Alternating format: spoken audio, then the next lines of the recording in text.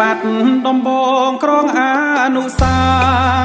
ទាំងដីទេសចរប្រាថ្នាអតីតកាលរហូតសពថ្ងៃវប្បធម៌ប្រវត្តិសាស្ត្រប្រពៃណីធម្មជាតិល្អឯកសោភីទេសចរមូលមីទាំងសនាសន្ធិងប្រកាំងដេដាំងគ្រប់ញៀវអង្គុយមើលវងប្រជាវថារញៀវពីរូងបបតា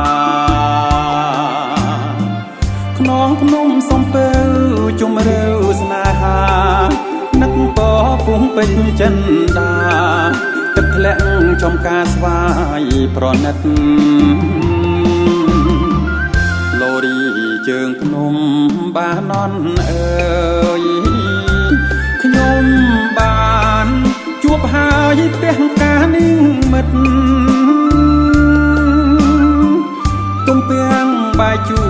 ចំការលួងចិត្តក៏ស្នេហ៍ស្និទ្ធពពងថ្មពិត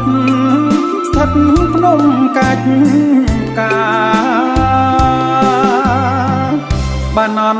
ឯកភ្នំជុំបាសែតសំណាំងឡាង100ដួងប្រលឹងជ្រួងស្អាតម្លឹងអែនជូលីណាអាងកំពីងពួយអូជាំទឹកថ្លាចម្លងគួយថ្នាំងថ្នមកាយាស្ទឹងថ្វាក់ចិន្តាមនោរម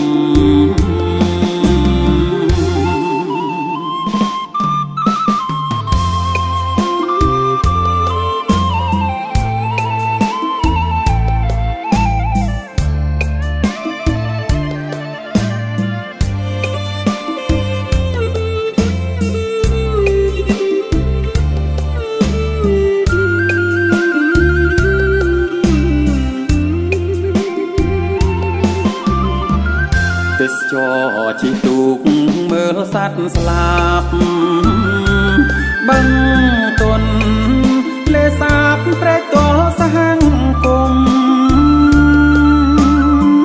ជំរកសត្វស្លាប់អណែកអណន់គួរកយគុណមុនសាយន